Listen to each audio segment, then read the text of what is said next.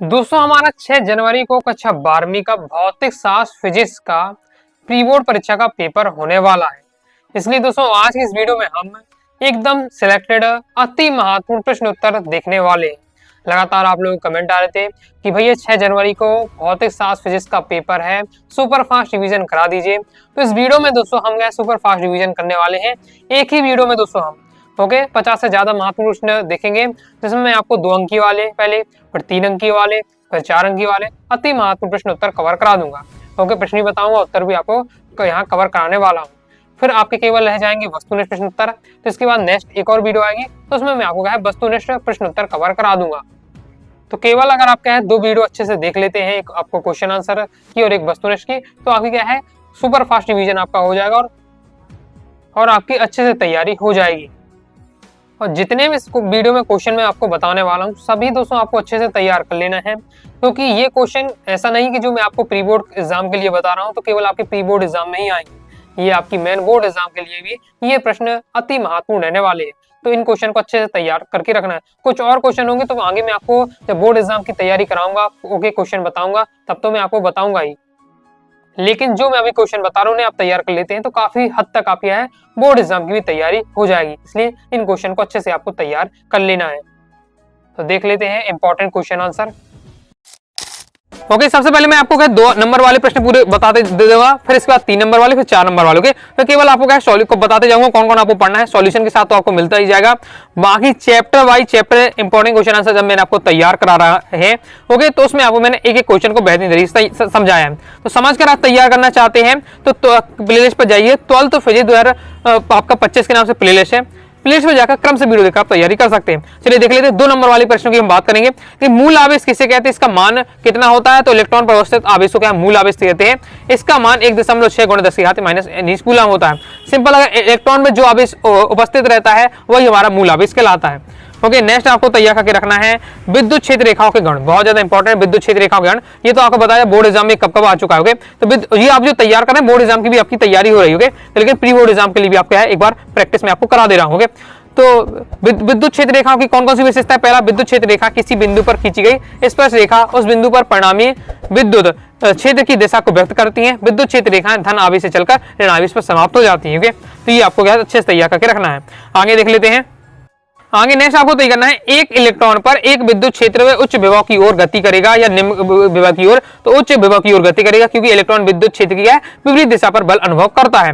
इसके बाद नेक्स्ट समविभव पृष्ठ, बहुत ज्यादा महत्वपूर्ण है। समविभव पृष्ठ तो एकदम रटा होना चाहिए। समविभव पृष्ठ की परिभाषा और समविभव पृष्ठ की विशेषताएं। समविभव पृष्ठ क्या होता है। समविभव पृष्ठ यानी क्षेत्र हो जाएगा समविभव, जहां समान विभव, ऐसा पृष्ठ जहां समान विभव हो समविभव पृष्ठ कहलाता है। तो किसी विद्युत क्षेत्र में खींचा गया वह पृष्ठ जिस पर स्थित सभी बिंदुओं पर का विभव समान हो समविभव पृष्ठ कहलाता है। विशेषता पूछी जाती है। विशेषता क्या है कि समविभव पृष्ठ में क्या है, प्रत्येक बिंदु पर क्या विभव समान होता है। समविभव पृष्ठ नाम है जिसके ऐसा पृष्ठ जिसके प्रत्येक बिंदु पर क्या है विभव समान हो समविभव पृष्ठ कहलाता है। दूसरा है समविभव पृष्ठ किन्हीं 2 बिंदुओं के मध्य परीक्षण आवेश को एक बिंदु से दूसरे बिंदु तक ले जाने में क्या कोई विकार नहीं करना पड़ता है। तो ये आपका इंपॉर्टेंट तैयार करके रखना है। इसके बाद संधारित्र की प्लेटों के बीच पर विद्युत बनने पर उसकी धारिता क्यों बढ़ जाती है। तो इसका सॉल्यूशन दिया, ये आपको तैयार करके रखना है। जो मैं आपको बता रहा हूं उनको तो आपको तैयार करके रखना है।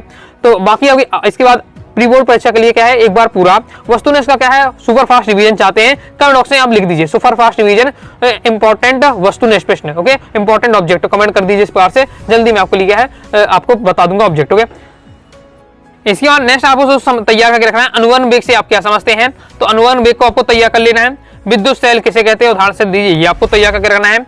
ओम का नियम आपका सिंपल रहता है। फिर भी आपको ये पूछ लिया गया है बोर्ड एग्जाम 23 में, तो तैयार करके रखना है आपको।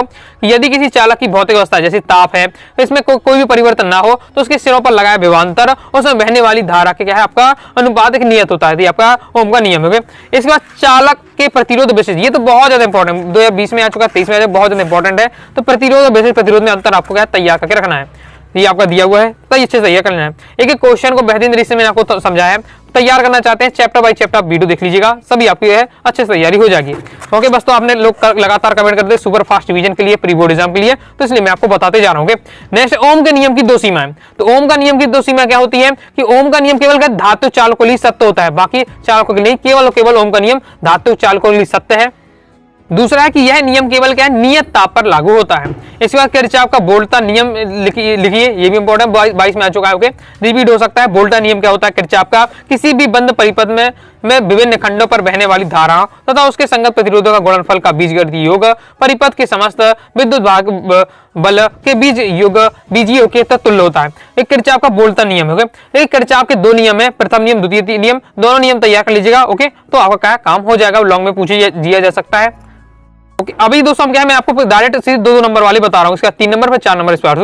फिर सदस्य रूप में बायोशेवर्ट का नियम, बायोशेवर्ट का नियम आपको याद रखना है। सदस्य नियम आपका क्या होता है, सदस्य रूप आपको ये होता है। एम्पियर का परिपथ नियम इंपॉर्टेंट है, तो एम्पियर का परिपथ नियम चुंबकीय क्षेत्र में बी का एक बंद वक्र सी के अनुदेश रेखीय समाकलन वक्र द्वारा परिबद्ध कुल धारा आई का म्यू नॉट गुना होता है। ये आपका क्या है, एम्पियर का परिपथ नियम। लॉरेंज बल किसे कहते हैं, लॉरेंज, अब ये क्वेश्चन बता रहा हूँ जो 2 नंबर में एक वाक्य में पूछे जा सकते हैं। लॉरेंज बल एक वाक्य में कई बार आ चुका है। तो चुंबकीय क्षेत्र में गतिशील आवेशित कण पर लगने वाला जो बल होता है वही लॉरेंज बल कहलाता है। चुंबकीय क्षेत्र में गतिशील आवेशित कण पर लगने वाला बल लॉरेंज बल कहलाता है। इतना ही हो गया। 1 एम्पियर को परिभाषित कीजिए। ओके, तो 1 एम्पियर में विद्युत धारा है जो 1 मीटर लंबाई तथा 1 मीटर त्रिज्या के चाप पर के केंद्र पर 10⁻⁷ टेस्ला का चुंबकीय क्षेत्र उत्पन्न करता है। ओके, तो ये आपका हो जाता है 1 एम्पियर की परिभाषा। तो ये आपके 2 नंबर वाले हो जाते हैं। और देखते हैं नेक्स्ट है हमारा, चुंबकीय क्षेत्र रेखाओं के प्रारंभिक तथा अंतिम सिरे नहीं होते हैं। क्यों, तो क्योंकि चुंबकीय क्षेत्र रेखा क्या हमेशा बंद वक्र में होती है। हमेशा जब वक्र में कोई चीज होती है तो उसका क्या सिरा आप नहीं बता सकते। जैसे गोला है तो गोला में पूछो कौन सा प्रारंभिक सिरा कौन सा अंतिम सिरा, तो नहीं बता सकते। तो वही है कि चुंबकीय क्षेत्र रेखा क्या होती है, हमेशा बंद वक्र के रूप में होती है, इसलिए चुंबकीय क्षेत्र रेखा क्या है, प्रारंभिक और अंतिम सिरे नहीं होते। तो ये आपको तैयार करके रखना है। फिर 2 चुंबकीय बल रेखा एक दूसरे को क्यों नहीं काटती, ये आपको तैयार करके रखना है। चुंबकीय द्विध्रुव आघूर्ण का मात्रक और भूमितीय सूत्र, और इसके बाद चुंबकीय क्षेत्र रेखा क्या है, इनके 2 गुण, तो ये आपको पढ़ के रखना है। ओके, और इसके बाद आपका है चुंबकत्व के लिए गॉस नियम का कथन और गणितीय रूप। ओके, तो ये आपका दिया हुआ है। सभी आपको तैयार करना है, 2 लाइन का आंसर है। इसके बाद दोस्तों आपको क्या है, लेंज का नियम तैयार करके रखना है कि विद्युत चुंबकीय प्रेरण के सभी उदाहरणों में प्रेरित धारा की दिशा इस प्रकार होती है कि वह सदैव उसका विरोध करती है जिससे क्या है स्वयं उत्पन्न हुई है। ये लेंज का नियम आपको तैयार करना है। इसके बाद विद्युत चुंबकीय प्रेरण के लिए फैराडे का दूसरा नियम होता है, उसे तैयार करके रखना है। तो विद्युत वाहक बल का मान चुंबकीय फ्लक्स की दर के अनुक्रमानुपाती होता है, ये आपका फैराडे का दूसरा नियम। तो फैराडे के 2 नियम है। ओके, लेकिन पेपर में अक्सर 2 नंबर पूछा है, दूसरा नियम अक्सर पूछा जाता है, लेकिन आपको दोनों नियम तैयार कर लीजिएगा फैराडे का। इसके बाद क्या है, चुंबकीय प्रेरण के नियम आपके तैयार करके रखना है। चुंबकीय फ्लक्स क्या है ये आपको देख लेना है। चुंबकीय फ्लक्स आपका मैन। ओके, फैराडे के आपके 2 नियम है, तो ये दोनों नियम भी दिए हुए एक साथ। ओके, तो ये आपके तैयार करके रख लीजिएगा। इसके बाद दोस्तों आपको स्वप्रेरण अन्योन्य प्रेरण में अंतर प्रीवियस ईयर में भी आ चुका है कई बार। ये आपका स्वप्रेरण का दिया हुआ है। ओके, स्वप्रेरण क्या है, किसी कुंडली में प्रवाहित धारा का मान परिवर्तन करने पर अगर उसी कुंडली पर क्या है धारा उत्पन्न हो गई तो वह स्वप्रेरण, क्योंकि अपने आप को प्रेरित करना है, यानी स्वप्रेरण। अन्योन्य प्रेरण में क्या होता है, जब हम क्या किसी कुंडली पर धारा देते हैं तो उसके जो बगल में दूसरी जो कुंडली लगी रहती है उसमें प्रेरित धारा उत्पन्न हो जाती है, वो आपका अन्योन्य प्रेरण कहलाता है। ओके, अब स्वप्रेरण में केवल एक ही कुंडली चाहिए क्योंकि उसी में क्या है, उसी में प्रेरित धारा उत्पन्न होती है। ओके, स्वप्रेरण में क्या एक ही कुंडली चाहिए क्योंकि जिसमें हम धारा प्रवाहित कर रहे हैं उसी में क्या है, प्रेरित धारा उत्पन्न हो रही है। क्योंकि दूसरी इसमें क्या है, आपका अन्योन्य प्रेरण में क्या 2 कुंडली की आवश्यकता होती है। एक में हम विद्युत धारा के परिवर्तन करें तो दूसरे में क्या है, दूसरी कुंडली में आपका प्रेरित धारा उत्पन्न हो रही है। तो ये आपका 2 पॉइंट आपको पूछे दिए जाए, 2 नंबर में 2 पॉइंट, 3 नंबर में 3 आपको पॉइंट बता देना है। आगे देख लेते हैं। इसके बाद नेक्स्ट आपको तैयार रखना है, प्रत्यावर्ती धारा विद्युत अपघटन क्यों नहीं किया जा सकता है। नेक्स्ट बहुत ज्यादा इंपॉर्टेंट है, ऊंचाई ट्रांसफार्मर और अपचाई ट्रांसफार्मर में अंतर। तो ये आपका बोर्ड एग्जाम में भी 23 में आ चुका है, तैयार करके रखिए। ऊंचाई ट्रांसफार्मर और अपचाई ट्रांसफार्मर में अंतर 2 नंबर में आपसे पूछा जा सकता है, बिल्कुल सिंपल दिया हुआ है। ओके, आगे देख लेते हैं।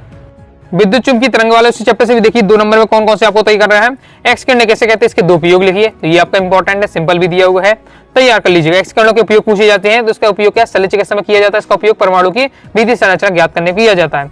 कंप्लीट हो जाता है।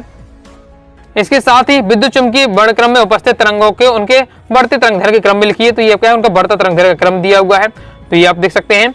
नेक्स्ट, गामा किरणों का स्रोत बताइए और इसका उपयोग लिखिए। गामा किरणें कहां से प्राप्त होती है, तो गामा किरणें परमाणुओं के नाभिक के विघटन के उत्सर्जित होती हैं। उपयोग क्या है, कैंसर और ट्यूमर के निदान में, नाभिक की संरचना के अध्ययन में। फिर विस्थापन धारा किसे कहते हैं, ये इंपॉर्टेंट है, तो विस्थापन धारा को तैयार करके रखना है कि समय के साथ परिवर्तित विद्युत क्षेत्र के कारण उत्पन्न विद्युत धारा को विस्थापन धारा कहते हैं, आईडी से व्यक्त करते हैं। तैयार करके लीजिएगा। गामा किरणों के 2 उपयोग तो बता दिए, तो ये आपको तैयार करके रखना है। ओके, तो ये आपके इंपॉर्टेंट थे। आगे देख लेते हैं। इसके बाद दोस्तों आपको संयुग्मी फोकस किसे कहते हैं, जो आप बोर्ड एग्जाम की अच्छी तैयारी हो रही है, ओके, आप प्री बोर्ड की बात के साथ साथ आपकी बोर्ड एग्जाम की मेन हो रही है, यही क्वेश्चन आपको पढ़ना है अच्छे से, इसलिए अभी मेहनत कर लीजिए, ओके, जितना हो सके उतना तैयार करिए, ओके। तो आप कहते हैं ज्यादा सर पूरे क्वेश्चन नहीं हो, जितना हो सके आपके सिलेक्टेड उतने तो मेहनत करिए, ओके, अपनी तरफ से जितना हो सके पूरे आपको मेहनत करना है।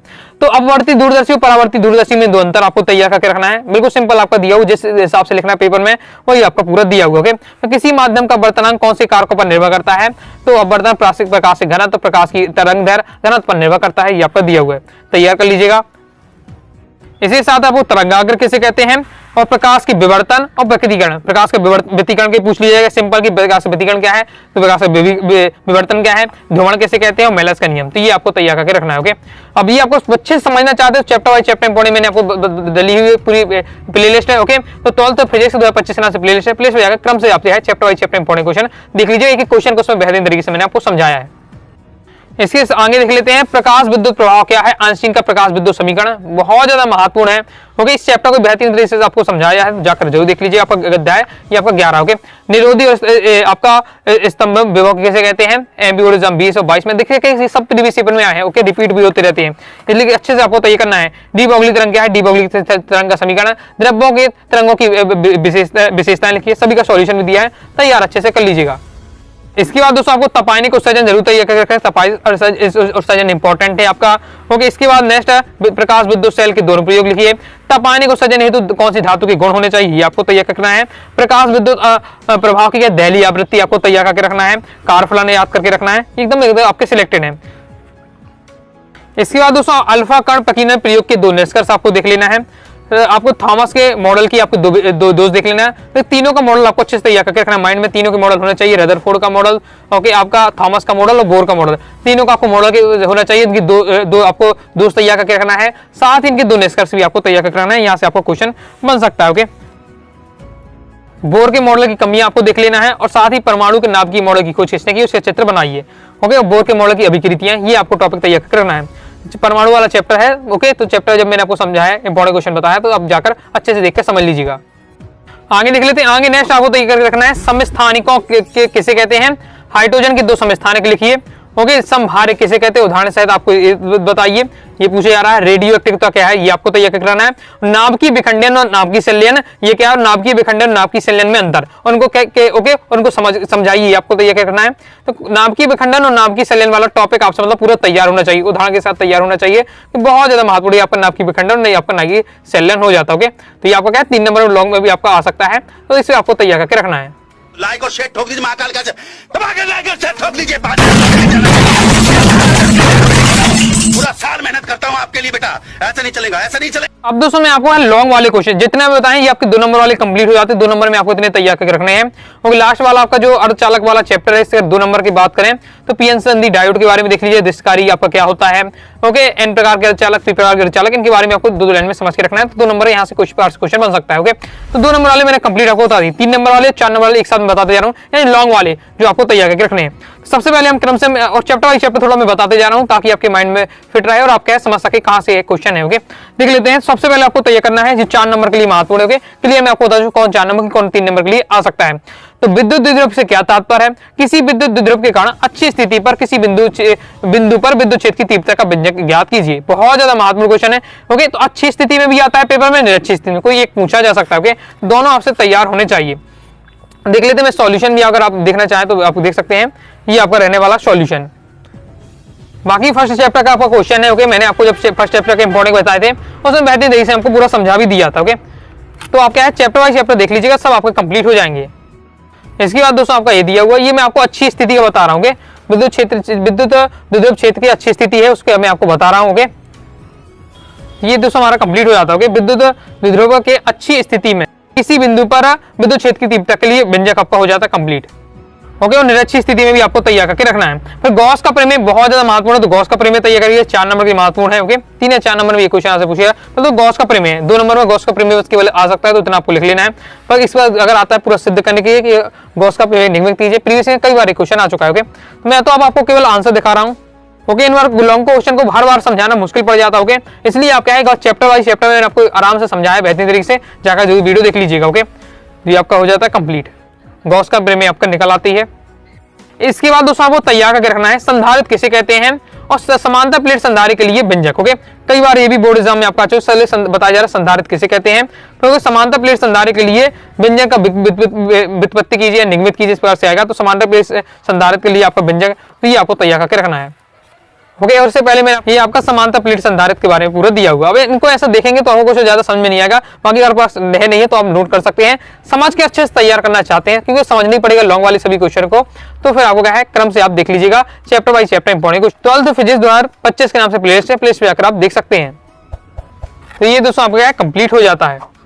नेक्स्ट आपका 3 नंबर के लिए इस प्रकार से क्वेश्चन आ सकता है, किसी चालक की धारिता से क्या तात्पर्य, चालक की धारिता को प्रभावित करने वाले कारक लिखिए। तो ये आपका इंपॉर्टेंट है। ओके, धारिता का देख लीजिएगा, धारिता का कहलाता है और फिर उसके क्या है प्रभावित करने वाले कारक।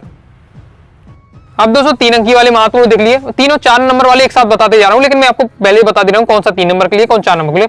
3 नंबर के लिए बहुत ज्यादा महत्वपूर्ण है, अनुवन वेग और धारा घनत्व में संबंध स्थापित कीजिए। ओके, तो ये मेरी लैंग्वेज है, इसमें आपको बहुत ज्यादा आसान लगेगा अगर तैयार कर रहे हैं। तो ये आपका दिया पहले अनुवन वेग के बारे में बताया जा रहा है 2 लाइन में, अनुवन वेग और धारा घनत्व में संबंध। तो पेपर में आपको क्या है अनुवन वेग धारा घनत्व संबंध आ सकता है या फिर धारा अनुवन वेग में संबंध, दोनों टाइप का क्वेश्चन आ चुका है पेपर में, तो आपका रहना वही वाला है। ओके, तो ये आपका दिया हुआ है, तो इस प्रकार से आपको तैयार करना है, ये पूरा इसमें आपको बताया जा रहा है। इसके आगे इसका सॉल्यूशन ये दिया हुआ है। ओके, तो यही आपका धारा अनुवेग में संबंध है। अगर धारा अनुवेग में संबंध आता है तो यहाँ तक आप कंप्लीट हो जाता है, लेकिन कई बार क्या धारा घनत्व और अनुवेग में आ जाता है, तो धारा घनत्व तक और अनुवेग में आता है, फिर आपको कंप्लीट यहाँ तक करना पड़ेगा। तो ये जे क्या है, जे आपका क्या है धारा घनत्व। ओके, जे बराबर क्या होता है I/A होता है। ओके, तो ये आपको यहाँ तक आपको करना पड़ेगा। धारा घनत्व और अनुवेग में संबंध पूछा जा रहा है, धारा अनुवेग उसमें आता है तो फिर यहाँ तक करना है। इसके बाद दोस्तों आपको क्या सेल के विद्युत भाग बल और सेल के टर्मिनल विभवांतर में अंतर, मतलब विद्युत भाग बल और विभवांतर में अंतर आपको तय करना है। तो ये आपका दिया हुआ है और इसके आगे आपका ये दिया हुआ। ओके, कंप्लीट हो जाता है। नेक्स्ट है सेल के विद्युत भाग बल, टर्मिनल विभवांतर, आंतरिक प्रतिरोध और संबंध में आपको प्रतिरोध में संबंध बताना है। 19 में आ चुका है, 22 में आ चुका है, 24 में आ चुका है। सॉल्यूशन दोस्तों आपका ये दिया हुआ है। ओके, लेकिन अब ये आपका एमपी बोर्ड एग्जाम 24 में आ चुका है, तो 25 में कम चांस है, लेकिन एक बार आपको जरूर देख के रखना है। इसके आगे दोस्तों आपको ये कंप्लीट हो जाता है। आगे देख लेते हैं। आगे नेक्स्ट आपको क्वेश्चन इस प्रकार से आ सकता है, किरचॉफ के नियम लिखिए और समझाइए। क्वेश्चन आपका रहेगा किरचॉफ के नियम। तो देखिए किरचॉफ के 2 नियम है, प्रथम नियम, द्वितीय नियम, दोनों नियम को तैयार करके रखना है। ओके, 3 नंबर में आपका ये क्वेश्चन रहने वाला है, किरचॉफ का प्रथम नियम, द्वितीय नियम लिखने के लिए।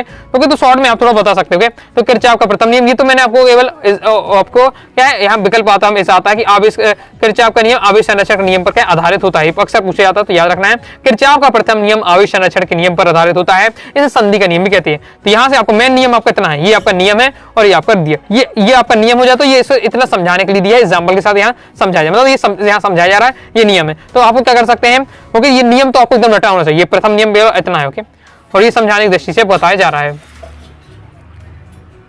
इसके बाद दोस्तों आपको किरचॉफ का दूसरा नियम है, ये द्वितीय नियम हो जाता है। ओके, फिर समझाने के लिए यहाँ बताया जा रहा है। तो द्वितीय नियम आपका इतना है। ओके, तो नियम आपको एकदम रटा होना चाहिए, बहुत ज्यादा महत्वपूर्ण है, तो ये आकर आपको रखना है।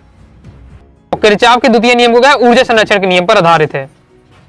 इसके बाद 3 नंबर के लिए बहुत ज्यादा महत्वपूर्ण है बीटस्टोन सेतु का सिद्धांत। तो बीटस्टोन सेतु का सिद्धांत आपका दिया हुआ है। ओके, सूत्र का नियमन, ये सिद्धांत बस आ सकता है पेपर में कई बार, तो सिद्धांत केवल इतना है। ओके, सिद्धांत आपका इतना है और ये आपका डायग्राम रहने वाला है। अगर सूत्र निकालने के लिए आता है कि स्थापना कीजिए। ओके, जैसे आपका ये सिद्धांत क्या है P/Q = R/S, ये आपका मेन बीटस्टोन सेतु का सिद्धांत। ओके, तो यहाँ आपको इसे निगमित करने के लिए आ सकता है, तो किस प्रकार करेंगे तो वो भी आपका दिया हुआ है। लैंग्वेज दिया हुआ है, लैंग्वेज तो ये थोड़ा बहुत कम आप कर सकते हैं। ओके, इसके आगे आपका ये दिया हुआ। बाकी आप चाहते हैं कि अच्छे से मैं इसको समझ जाऊं कैसे इसको क्या करना है, तो आप क्या चैप्टर बाई चैप्टर इंपॉर्टेंट वाली वीडियो में देख लीजिएगा। आगे दोस्तों 4 नंबर के लिए, 4 नंबर की ये क्वेश्चन आपके बहुत ज्यादा ये महत्वपूर्ण रहने वाला है। क्या क्वेश्चन है, तो क्वेश्चन है स्वप्रेरकत्व किसे कहते हैं। एक परिनालिका के स्वप्रेरकत्व के लिए व्यंजक व्युत्पन्न कीजिए, इसके मान पर कौन कौन से कारक प्रभावित करते हैं। तो ये आपको शेष तैयार करना है। चलिए ओके, मैं अपनी लैंग्वेज दिखाता हूँ लिखना किस प्रकार से है। तो ये एक लंबी परिनालिका के स्वप्रेरकत्व के, तो ये आपका पूरा इस प्रकार से रहने वाला है। तो आप देख सकते हैं इस टाइप से आपको पूरे से निगमित करना है। 4 नंबर के लिए बहुत ज्यादा महत्वपूर्ण है, प्रीवियस ईयर पेपर में ये भी क्वेश्चन आ चुका है। इसके आगे इसका सॉल्यूशन ये दिया हुआ है। ओके, तो ये हमारा क्या है इसका व्यंजक आ जाता है। साथ ही यहाँ पूछा जाता है परिनालिका के स्वप्रेरकत्व को मतलब किसके कारक पर डिपेंड है, या इसके मान को कौन कौन से कारक क्या प्रभावित करते हैं। तो ये कौन कौन से दिए हुए फॉर्मूले के माध्यम समझ सकते हैं। है म्यू आ रहा है, यानी परिनालिका किरण की चुंबकशीलता म्यू है। साथ ही आपका क्या है एन क्या है फेरों की संख्या, तो फेरों की संख्या पर भी किस प्रकार से डिपेंड है वो बताया जा रहा है। इसके साथ ही क्या है ए है अनुप्रस्थ काट के क्षेत्रफल पर भी और परिनालिका की लंबाई एल पर निर्भर करता है स्वप्रेरकत्व। इसके बाद 4 नंबर के लिए बहुत ज्यादा महत्वपूर्ण एलसीआर परिपथ वाला क्वेश्चन इस बार से आएगा। एलसीआर परिपथ के लिए आपको क्या है ये ओके, प्रेरक संधारित्र प्रतिरोध जुड़ा, यानी एलसीआर परिपथ के लिए आपको क्या है परिणामी वोल्टता, प्रतिबाधा, कलांतर तथा आपको क्या है धारा का मान। एमपी बोर्ड एग्जाम 22 में आए, 24 में क्वेश्चन आए, बहुत ज्यादा महत्वपूर्ण है, तो ये आपको तैयार करके रखना है। ओके, इसका सॉल्यूशन मैं आपको बता रहा हूँ, समझना चाहते हैं तो समझा ही चुका हूँ मैं। कहेंगे तो मैं आपको एक 4 नंबर वाले जितने क्वेश्चन में आपको क्या है अलग अलग एक वीडियो लाऊंगा, उसमें फिर एक बार रिवीजन करा दूंगा। तो बस आपको क्या कमेंट बॉक्स में करना है और वीडियो को लाइक जरूर कर दीजिएगा। इसके आगे इसका पूरा कंप्लीट सॉल्यूशन आपका ये दिया हुआ है। तो यहाँ आपका निकाले जा रहा है क्रम से परिणामी वोल्टता। इसके बाद क्या है परिपथ की प्रतिबाधा भी कहा गया, तो परिपथ की प्रतिबाधा निकाला गया है। फिर क्या है कलांतर, ओके, तो कलांतर निकाला गया, धारा और वोल्टेज के मध्य जो आपका कलांतर है उसको भी निकाला गया है। कंप्लीट हो जाता है। इसके बाद देख लीजिए आपको ये लॉन्ग में बहुत ज्यादा महत्वपूर्ण क्वेश्चन है 4 नंबर के लिए, ट्रांसफर वाला क्वेश्चन। ट्रांसफर का पूरा आपको तैयार करके रखना है। क्वेश्चन इस प्रकार से पूछा जाता है, ट्रांसफर का वर्णन निम्नलिखित शीर्षकों के अंदर कीजिए। नामांकित चित्र, सिद्धांत, परिणाम, अनुपात का सूत्र, ऊर्जा क्षय के ट्रांसफर में ऊर्जा से। पहले ट्रांसफर में क्या है बताया जा रहा है। ट्रांसफर के प्रकार 2 प्रकार, उच्चाई ट्रांसफर, अपचाई ट्रांसफर होता है। और फिर ये डायग्राम सीख लीजिए। संरचना तो आपका ट्रांसफर का क्वेश्चन आएगा तो चित्र तो आपको बनाना ही पड़ेगा। तो ये 2 आपको चित्र दिए हैं। ओके, एक ही सेम ही चित्र रहने वाला है। ओके, यहाँ तो जो उच्चाई और अपचाई ट्रांसफर किस तरह से डिपेंड करता है, तो प्राथमिक और द्वितीय कुंडली के फेरों की संख्या पर डिपेंड करता है। ओके, जो आपका अपचाई ट्रांसफर होता है इसमें प्राथमिक कुंडली में क्या फेरों की संख्या आपको अधिक दिखा देनी है, द्वितीय कुंडली में कम दिखानी है। और उच्चाई ट्रांसफर में प्राथमिक कुंडली में कम आपकी कुंडलियां होती है, ओके, जबकि द्वितीय कुंडली में क्या फेरों की संख्या ज्यादा होती है, प्राथमिक कुंडली में फेरों की संख्या कम होती है। इसके बाद कार्यविधि दी, लेकिन कार्यविधि कम ही पूछा जाता है, तो कार्यविधि अब इसके पर लेकिन समझने के उद्देश्य दिया हुआ है। फिर सिद्धांत आता पूछा जाता है, तो सिद्धांत आपका ये दिया हुआ है ट्रांसफार्मर का, लिखना किस प्रकार से सेम आपका दिया हुआ। ओके, इसके आगे दोस्तों आपका ये दिया हुआ। ओके, काफी ज्यादा मेहनत लग रही सुपर आपका फास्ट डिवीजन कराने में। ओके, तो वीडियो को लाइक जरूर कर दीजिएगा। आगे आपको किस सब्जेक्ट का क्या कंप्लीट सुपर फास्ट डिवीजन चाहिए कमेंट से आप दोस्तों जरूर बताइएगा। तो ये हमारा क्या कंप्लीट हो जाता है। इसके बाद दोस्तों आपको क्या है एसी जनरेटर। ओके, इसे क्या है डायनेमो बोलते हैं। ओके, तो एसी जनरेटर का है या डायनेमो का है, एसी जनरेटर का है, एक ही बात है। इसको आपको तैयार करके रखना है, जिसमें सिद्धांत नामांकित चित्र और आपको संरचना कार्यविधि ये क्वेश्चन आता है। जनरेटर क्या है ये बताया जा रहा है। सिद्धांत पेपर में जिस हिसाब से जिस लैंग्वेज में लिखना है, जितना शब्दों में लिखना है उस हिसाब से मैंने दिया हुआ। ओके, उस हिसाब से तैयार किया है। फिर चित्र बनाना पड़ता तो ये चित्र दिया हुआ है। ओके, तो और अच्छे से आप देख लीजिएगा। फिर इसका संरचना क्या है, तो संरचना आपकी ये दी हुई है। सिद्धांत नामांकित चित्र संरचना पूरा आपका सिंपल लैंग्वेज में दिया हुआ है, देख लीजिए। इसके बाद दोस्तों क्या है कार्यविधि को बताया जा रहा है। ओके, कंप्लीट हो जाता है। आगे देख लेते हैं। इसके बाद नेक्स्ट आपको तैयार करना है पूर्ण आंतरिक परावर्तन क्या है और इसकी शर्तें, ये इंपॉर्टेंट है आपका। तो पूर्ण आंतरिक परावर्तन दिया, इसकी शर्तें, तो ये आपका आ सकता है। नेक्स्ट आपको तैयार करके रखना है तारे टिमटिमाते हैं, कारण लिखिए। ओके, एक बार नॉर्मल पढ़ लेते हैं तो आपको समझ लेते हैं, सिंपल में आपको समझ में आ जाएगा। ओके, तैयार करके आपको रखना है। इसके बाद दोस्तों आपको संयुक्त सूक्ष्मदर्शी और खगोलीय सूक्ष्मदर्शी में अंतर तैयार कर लेना है। तो ये हमारा क्या कंप्लीट हो जाता है। इसके आप बात 3 नंबर के लिए महत्वपूर्ण है हाइगेन की द्वितीयक तरंगी और सिद्धांत। तो ये आपका दिया है हाइगेन की द्वितीयक तरंगी और सिद्धांत, तो इसे देख लेना है। प्रकाश का व्यतिकरण क्या है, 2 नंबर के लिए नॉर्मल पूछा जा सकता है। प्रकाश की व्यतिकरण की शर्तें बहुत सारी दी है, क्योंकि 2 तो आपको माइंड में रखना है। 2 नंबर के लिए यहाँ से क्वेश्चन बन सकता है। इसके बाद दोस्तों आपको प्रकाश के व्यतिकरण और विवर्तन में अंतर है, तो ये इंपॉर्टेंट है, तो इसे आप पढ़ लीजिएगा। कंप्लीट हो जाता है। अब दोस्तों हम 4 नंबर वाले महत्वपूर्ण क्वेश्चन देख लेते हैं। ओके, जो आपके ये बहुत ज्यादा सिलेक्टेड यहाँ से आपका आना फिक्स रहता है एक क्वेश्चन। ओके, पहले तो आपको उत्तर लेंस के लिए सूत्र है होता है। ओके, इसको आपको क्या सिद्ध करना देख लें, तो उत्तर लेंस के लिए आपको ये तैयार करके रखना है। तो ये तो आपको देखिए देखने से कुछ आपको समझ में ज्यादा नहीं आने वाला है, क्योंकि इसे पूरा अच्छे से समझना पड़ेगा। ओके, तो अगर आपने क्या है चैप्टर वाइज चैप्टर इंपॉर्टेंट देखिए आपका अध्याय 9 का प्रश्न। ओके, अध्याय 9 से आपके 4 नंबर क्वेश्चन आना है, तो 6 से 7 क्वेश्चन यहाँ से इंपॉर्टेंट है, जिन्हें तैयार कर लेते हैं तो यहाँ से एक क्वेश्चन आपका 100% आता ही है, तो आपका फिक्स हो जाएगा। आगे नेक्स्ट आपको लेंस निर्माता सूत्र तैयार करके रखना है। लेंस निर्माता सूत्र ये दिया हुआ है पूरा, तो इसे भी आपको तैयार करके रखना है। ओके, सूत्र का निगमन किस प्रकार से किया जाता है, ये काफी ये थोड़ा आपको डिफिकल्ट रहते हैं। ओके, और ये पूरा प्रैक्टिस पर डिपेंड है। इन्हें तो पहले आपको अच्छे से 2 से 3 बार आपको समझ लेना है, फिर इनको क्या है आपको लगाते रहना है, लिखते रहेंगे, प्रैक्टिस करते रहेंगे, तो आपसे ये अच्छे से बनने लगेगा। लेंस निर्माता सूत्र हो जाता है। सभी मैंने आपको समझाया, अध्याय 9 वाला इंपॉर्टेंट क्वेश्चन आंसर वाली वीडियो देख लीजिएगा। इसके बाद दोस्तों आपको क्या है प्रिज्म का जो अपवर्तनांक वाला ये सूत्र है, इसको आपको तैयार करके रखना है। एमपी बोर्ड एग्जाम 23 में क्वेश्चन आ चुका है, इस टाइप से क्वेश्चन आपसे पूछा जाएगा। 23 में वाले तो आपको तैयार करना है। ये आपका डायग्राम रहने वाला है इसका। प्रिज्म के अपवर्तनांक का व्यंजक देख लेते हैं किस प्रकार से रहेगा, ये थ्योरी दी हुई है। इसके आगे दोस्तों आपका ये पूरा सॉल्यूशन दिया हुआ है। ओके, तो अच्छे से आपको तैयार कर लेना है। अब देखने से कुछ नहीं होगा, लेकिन फिर भी मैं एक बार इसलिए दिखा रहा हूँ ताकि आपको समझ में आया कैसा क्या लिखना है। ओके, बाकी समझ लीजिएगा एक बार आप जरूर, तो आपसे बनने लगेगा। इसके आगे दोस्तों आपका ये दिया हुआ कंप्लीट हो जाता है। आगे देख लेते हैं। इसके बाद दोस्तों सरल सूक्ष्मदर्शी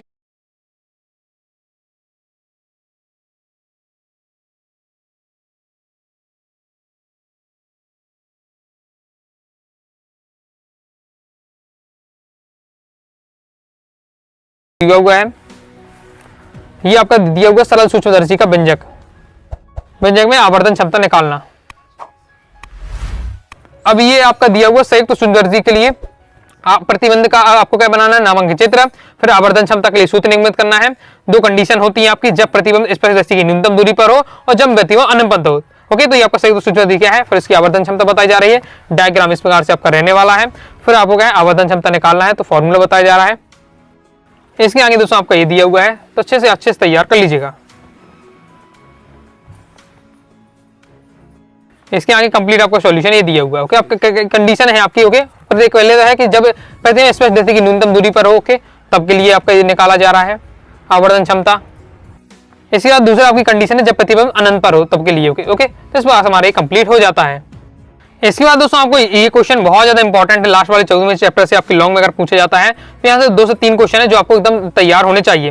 पहला तो आपको क्या होना चाहिए, देखिए जो पीएन संधि डायोड होता है इसकी दो होती हैं। ओके, तो आपका दृष्टिकारी मतलब 2 प्रकार के होते हैं, एक अर्धतरंग दृष्टिकारी, एक मूल दृष्टिकारी। तो दोनों को तैयार करके रखिएगा। पेपर में कोई एक आएगा, आपका अर्धतरंग दृष्टिकारी पूछ लिया जाए या पूर्ण तरंग दृष्टिकारी पूछ लिया जाए, दोनों तैयार करके रखिएगा। इस बार से क्वेश्चन आता है पीएन संधि डायोड का अर्धतरंग दृष्टिकारी का आपको बताना है, जिसमें आपको डायग्राम रहता है। ओके, और फिर इसकी कार्यविधि आपको रहती है। तो ये आपको देखो डायग्राम क्वेश्चन इस बार से विद्युत परिपथ बनाइए, मतलब डायग्राम बनाना है, कार्यविधि लिखना है, निवेशी और निर्गत सिग्नल तरंग बताना है। तो ये तो आपका डायग्राम आपको इस बार से रहने वाला है।